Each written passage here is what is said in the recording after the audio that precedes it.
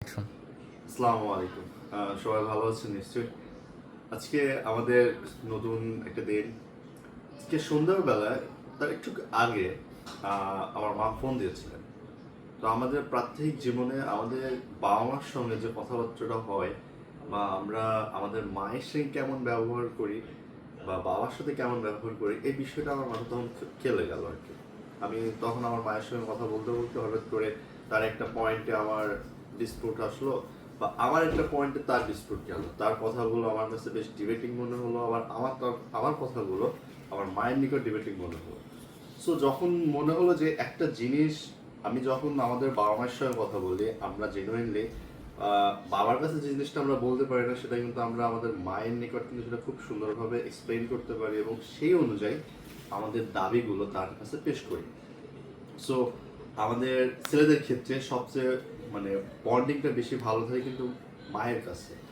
আবার যারা মেয়ে থাকে তাদের বন্ডিংটা কিন্তু পিতার কাছে একটু বেশি থাকে, কেননা মেয়েরা পিতার নিকট অনেক বেশি অ্যাফোর্ডেবল হয় এবং লাভলি হয়।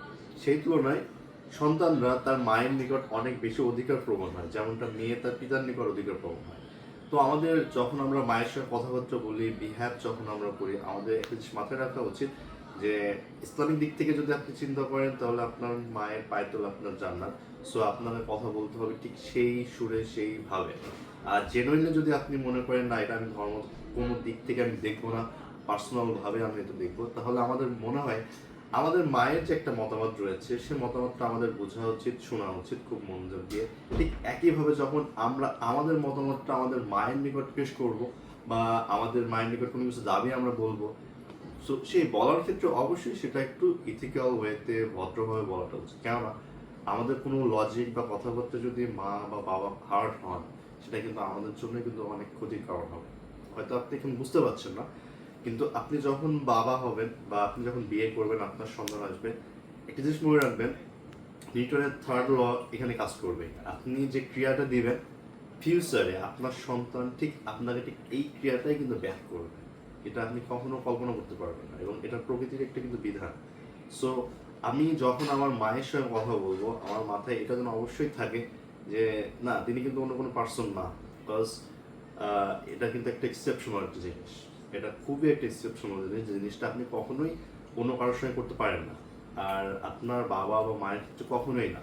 সো আপনি যখন কোনো একটা জায়গায় যাবেন, কোনো একটা কথা বলবেন, সেটা আপনার মা বা বাবার ক্ষেত্রে অবভিয়াসলি এটা মাথায় রাখবেন যে তারা কিন্তু আপনার কাছে একটা কুইন স্বরূপ বা কিং স্বরূপ। সো আপনি আপনার যে মর্যাদাটাকে যদি আপনি মাটির তলে দেন বা মাটিতে ভুলণ্ঠিত করেন, সেটা কিন্তু আপনার দিকেই কিন্তু অপমান করা হচ্ছে এবং এই ফলটাই কিন্তু আপনি পাবেন এক সময়। যেটা ইসলামের দিক থেকে যদি আপনি ভাবেন তাহলে হাদিসে বলা রয়েছে, যদি সন্তান তার মায়ের সঙ্গে বা তার বাবার সঙ্গে উফ পরিমাণ যদি কোনো আওয়াজ করে তাদের ব্যথা কথাবার্তা ব্যবহারের দ্বারা, তাহলে কিন্তু সেই সন্তানের জন্য অনেক প্রবলেম হবে।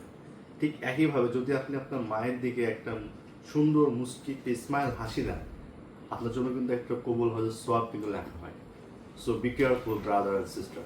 সো আপনি যখন আপনার প্যারেন্টসের সঙ্গে বিহেভ করবেন, কথা বলবেন, আপনি আপনার দাবিটা খুব সুন্দরভাবে তার কাছে প্রেজেন্ট করেন। মতের অমিল থাকতেই পারে, কিন্তু সেই মতের অমিলটা এমন পর্যায়ে যাবে না যে আপনার কথা দ্বারা আমার মা হার্ট হয় বা আমি আমার কথা দ্বারা আমার মাকে হার্ট করি বা তার কথা দ্বারা আমি হার্ট হই। এটা কিন্তু একটা খুব সেন্সিটিভ একটা ইস্যু, এটা প্রত্যেক ক্ষেত্রে। যেমন আমরা আমাদের পিতার নিকট অনেক ভয় পাই বা অনেক প্রিয় হই, কিন্তু মায়ের নিকট এই জিনিসটা কিন্তু আমাদের খুব কমই থাকে ছেলেদের ক্ষেত্রে। এবং এটা একটা বাঙালি কালচারে একটা অনেক কমন একটা জিনিস যে প্রত্যেক ছেলে কিন্তু তার মায়ের কাছে অনেক বেশি কিন্তু ফেভারেবল থাকে এবং সন্তান তার মায়ের কাছে অনেক বেশি কিন্তু সেই জিনিসটা এক্সিকিউট করতে পারি। পিতার নিকট বলতে গেলে তার কিন্তু ভাবতে হয় যে আমি আমার বাপের কাছে বলছি বা আমার বাবার কাছে বলছি, কিন্তু মায়ের কাছে এই জিনিসগুলো বলতে গেলে বা ভাবতে গেলে একবার কিন্তু ভাবা লাগে না, জাস্ট মুখে আসলো বা মনে আসলো বলে দিলাম। So brother and sister obviously careful থাকবেন। আপনার মায়ের সঙ্গে যখন আপনি কথা বলবেন বা কোনো কিছু দাবি করবেন বা বলবেন, জিনিসটা এমনভাবে যেন হয় সে হার্ট না হয় বা সে কষ্ট না পায় বা কোনোভাবেই যেন সে কেঁদে না ওঠে বা তার চোখে পানি না পড়ে আপনার কথা বা আপনার বিহেভ দ্বারা। আপনার পয়েন্টটা তার কাছে দান্দিক হতে পারে বা দ্বন্দ্বপূর্ণ হতে পারে, কিন্তু আপনি সেই পয়েন্টটা সেই কথাটাই আপনার মাইন্ডে খুব সুন্দরভাবে অন্যভাবে একটু ঘুরিয়ে বলেন, দেখবেন আপনার মা আপনার প্রতি হ্যাপি হবেন যে না আমার ছেলেটা আমাকে অনার করছে। এই যে সন্তান বা পিতার মাঝে বা মা বা সন্তানের মাঝে যে একটা অদৃশ্যগত যে একটা অনারিটি রয়েছে, এই অনারিটি যখন আপনার মা ফিল করবেন, আপনার মা বা আপনার বাবা আপনার প্রতি কিন্তু গর্বিত হবেন, এবং যে একটা প্লিজনেস, যে একটা স্মাইলনেস বা একটা হ্যাপিনেস তার চোখ দিয়ে, তার হৃদয় দিয়ে যখন এটা বের হবে, এটা কিন্তু আপনার জন্য আশীর্বাদ। আপনার জন্য হাত তুলে দোয়া করলো, এটা কিন্তু ওইভাবে আশীর্বাদ না। যখন সে আপনার হৃদয় থেকে আপনার জন্য হ্যাপিনেসটা ফিল করলো, বললো, ওইটার জন্য আপনার কিন্তু একদম কিন্তু একটা পিওর আশীর্বাদ কিন্তু।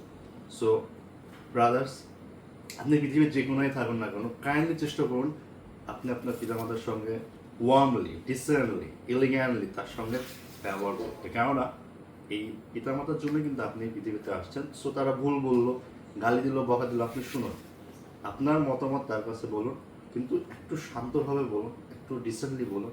দেখবেন তারা আপনার মতামত ফার্স্টে গুরুত্ব দেয়নি, কিন্তু পরবর্তীতে আপনার মতামত অবভিয়াসলি কিন্তু কাউন্ট করবে। আর এটা যখন আপনি বুঝবেন, যখন আপনি বাবা হবেন, ঠিক তখনই কিন্তু আপনি বুঝতে পারবেন। কেননা অনেকের কিন্তু বাবা মা নেই। সো এটা মাথায় রাখবেন। আর পৃথিবীতে একমাত্র তারাই আপনার কাছে বেস্ট বিহেভ বা বেস্ট কথাবার্তা, এই জিনিসগুলো কিন্তু ডিজার্ভ করে। এবং আমাদের মধ্যে এই জিনিসটা খুব প্রয়োজন, যেটা আমাদের বর্তমান এই যুগে আমরা খুব কম দেখি। যে ডিস্টেন্সটা ক্রিয়েট হয় পারস্পরিক ভুল বোঝাবুঝির মাধ্যমে। এই ভুল বোঝাবুঝি যখন আপনি ওভারকাম করতে পারবেন, এটা তখনই সম্ভব যখন আপনি বিষয়গুলো, যে বিষয়গুলো আপনার মধ্যে অমিল রয়েছে, সেই বিষয়গুলো নিয়ে যখন আপনি কথা বলবেন, দেখবেন ওই বিষয়টাই কিন্তু এক সময় আউট হয়ে যাবে। যেটা খুব সিম্পল জিনিস, এই সিম্পল জিনিসটা থেকেই কিন্তু অনেক বড় রকমের একটা বস্তু ক্রিয়েট হয়ে যায়, এবং অ্যাজ এ রেজাল্ট একটা ডিস্টেন্স তৈরি হয়ে যাবে। যখন মেন্টাল ডিস্টেন্স তৈরি হয়ে যায়, তখন কিন্তু এখানে কোনো প্রকার বন্ডিং ক্রিয়েট হয় না, এবং সাইকোলজিক্যালি একটা বাধা কাজ করে। আর যখন সন্তান বা মা কারোর প্রতি অন্যায় করে, বা পিতা যদি কোনো প্রকার অন্যায় করে, দেখবেন তারা কিন্তু এই জিনিসটা নিয়ে খুব অনুতপ্ত হয়, এবং পরবর্তীতে এই জিনিসটা কিন্তু তারা রিকভার করার ট্রাই করে।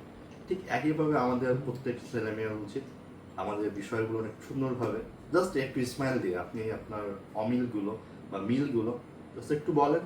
প্রথমে হলো না, সেকেন্ডে হলো না, দেখবেন থার্ড টাইম অবভিয়াসলি হবে। Please be careful and take care of parents. আসসালামু আলাইকুম।